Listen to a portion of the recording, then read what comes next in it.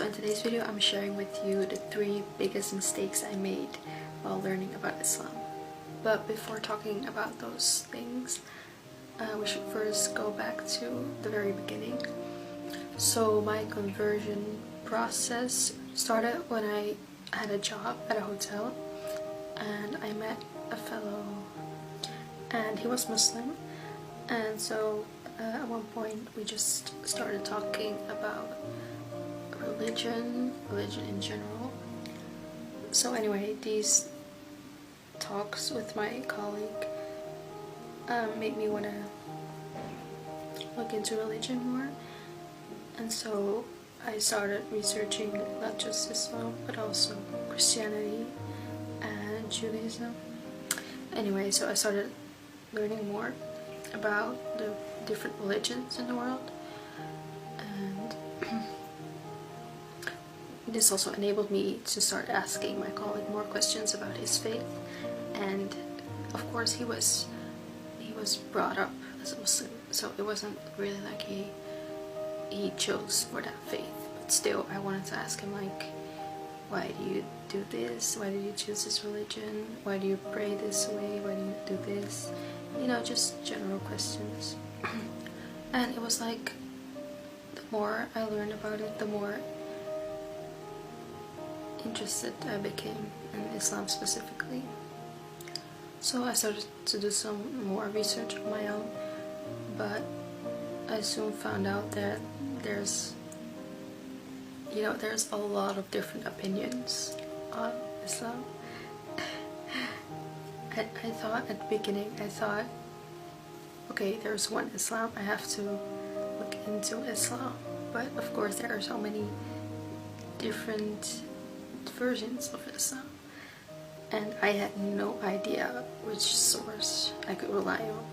So in the beginning I just asked all my questions to that colleague because he seemed quite knowledgeable, and for your information, he is Sunni. So besides asking questions to that colleague of mine, I also did a lot of researching on Islam on the internet.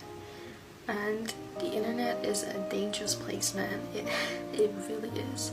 There is so much information out there that's just completely unreliable and sometimes completely false. But at the time I had like barely any knowledge of Islam, so I just read anything that even sounded reliable, but I had no idea, so I just read everything that I could possibly find. And that's probably the first biggest mistake I made, is I listened to everyone who had something to say about Islam. I simply did not know how to distinguish truth from falsity. So I took everyone by their word, and at a certain point this became problematic because I found information that was contradicting something I had read before. For example, some people said it was okay to listen to music, and other people said you will go to hell for just listening one song, you know. So I was like, okay, who do I believe now? Who should I listen to? Because at this point I don't know who to listen to. I don't know what Islam teaches about this. I don't know if I'm doing wrong if I do this, or if I'm doing right if I do this. And of course, looking back at that, I should have contacted the mosque or someone from my local mosque to ask those questions too. But I don't know, it felt like such a huge thing to go to the mosque and ask people, or just to email them. I don't know, in some way it was easier to just believe someone who wrote it on the internet than to actually ask a person of knowledge. But knowing what I know now, I would absolutely advise anyone who is also looking for information to please just go to a local mosque.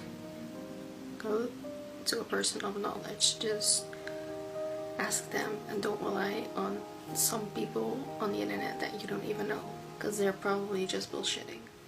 And the second mistake I made kind of ties in with this, and it's that because there was so much information out there, I became obsessed with learning more. I wanted to know every little detail, every fatwa that I could find on the questions I had and the things I struggled with. You know, I spent so many hours on that site. Maybe you know it. It's islamqa.com. There is so much knowledge on there, so many questions and so many answers. It's like a world of information, and I would just spend hours on there just reading questions that I hadn't even thought of. I would spend so much time just reading those questions and answers, and I read questions that I didn't even want the answer to, but now that I've read the question, I want an answer to, and so that's how it just kept going. Yeah, I would spend way too much time there, and it's kind of foolish because I hadn't even converted to Islam at that point. I was gaining all this information because to me it felt like, okay, I have to know every single detail, or I have to know as much as possible before I commit to Islam, before I actually say my shahada. I needed to know everything before taking my shahada so that I wouldn't regret it, so that I wouldn't find out something that would make me regret it. That's how I felt about it at that time. Anyway, looking back,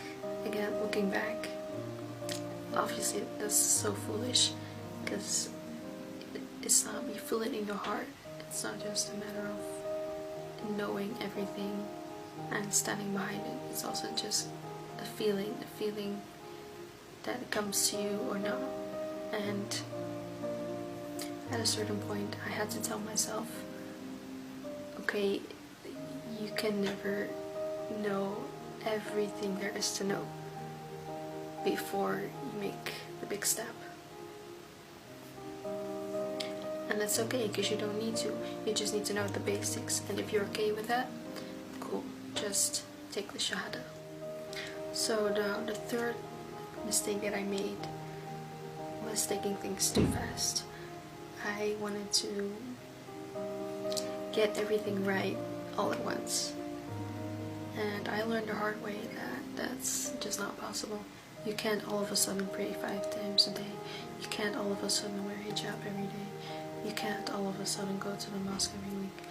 You can't all of a sudden fast the entire month of Ramadan. You can't all of a sudden turn your whole life around just because you became a Muslim. And as ambitious as I was with trying to do all of that in no time, it's just not realistic. It's not realistic to do all of that at once. And you know, God knows that. He didn't reveal the Quran in 1 month or in 1 year. It took the Sahaba several years before they integrated everything into their lives, because God knew, if I'm gonna force this upon them all at once, it's not gonna happen. The thing you start with is Tawheed, and from there on, from that you can build on that. So God made sure that Tawheed, aka the foundation, is so strong that you can build anything on it and it will keep standing.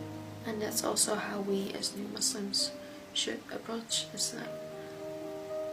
We first have to work on that foundation and make sure that our relationship with God has a stable basis, has a stable foundation. And once you get that right, you can start making more changes in your life that will please Allah, that will please God. But you just have to remember, you can't do it the other way around. You can't start building the roof if you haven't got a foundation.